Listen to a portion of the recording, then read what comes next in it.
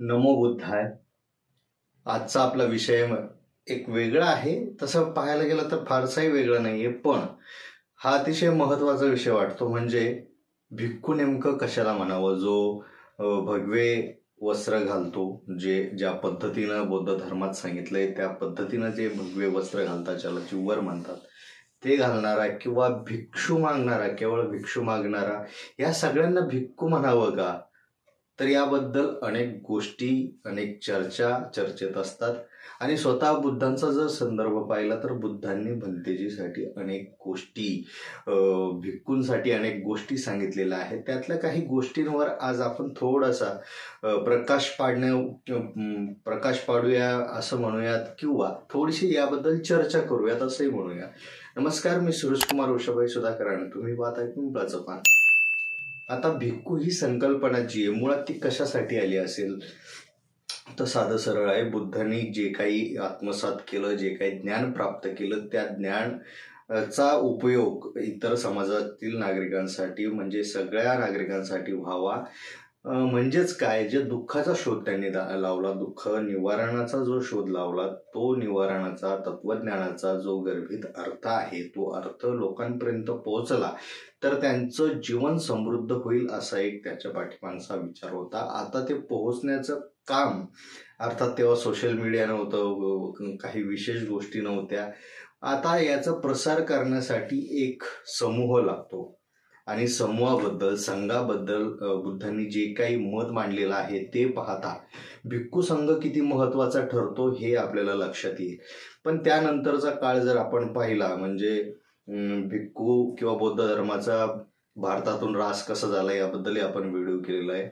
तर हे सगळं जर पाहिलं तर नंतरच्या काळात भिक्खू हे म्हणजे नसल्याबरोबरच झाले, आणि ते कुठे गेले तर बाहेर परदेशात गेले. त्याच्या पाठीमाग कारण काय होते, काय, तर त्यासाठी आपल्याला आपला दुसरा व्हिडिओ पाहावा लागेल. पण आता या सध्या गोष्टीवर आपल्याला जर बोलायचं झालं तर नंतरच्या काळात जे काही भिक्खू पुढे यायला लागले, विशेष म्हणजे 56 नंतर जे काही भिक्खू बनायला सुरुवात झाली, त्याच्या पाठीमागे बाबासाहेबांचा एक मोठा आदर्श उभा होता.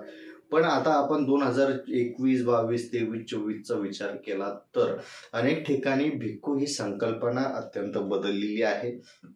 धम्मदान किंवा धम्माच्या नावाखाली अनेक ठिकाणी वेगवेगळे विपर्यासही केले जातात. म्हणून हा प्रश्न महत्वाचा ठरतो की जो माणूस भिक्षा मागतो त्याला भिक्खू म्हणावं का? तर बिलकुल नाही. भिक्खू आणि भिकारी, आता ह्या ज्या दोन गोष्टी आहेत, यामध्ये मागणं ही जी गोष्ट कॉमन आहे, पण यामध्ये भिक्खू आणि भिकारी यात खूप मोठा फरक आहे.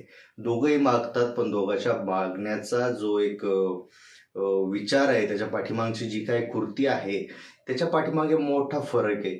आता हा फरक समजून घ्यायचा असेल तर आपल्याला वेगवेगळ्या गोष्टींचं अंतर्भाव करून घ्यावा लागेल, वेगवेगळ्या गोष्टी समजून घ्याव्या लागेल. आता मागणं म्हणजे जे दिलंय त्यात समाधानी असणं, जे भेटलं नाही त्याची अपेक्षा न करणं, चित्ताला शांत ठेवणं, चित्तामध्ये कोणताही द्वेष असता कामा नये, आसक्ती असता कामा नये, कोणत्या गोष्टीबद्दल नैराश्य असता कामा नये. ह्या सगळ्या गोष्टीचा जर आपण त्याग करू शकलो तर आपण जी वस्त्र धारण केली आहेत, भगवे वस्त्र, त्या भगव्या वस्त्राला धरूनच भिक्खू ही कन्सेप्ट पूर्ण होते.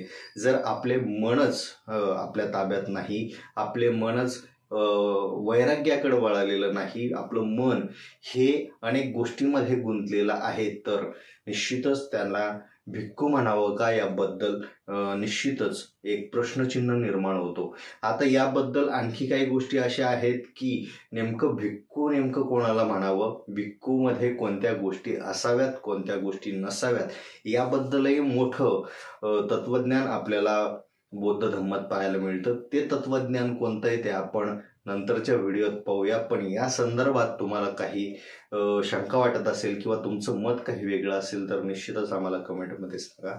धन्यवाद.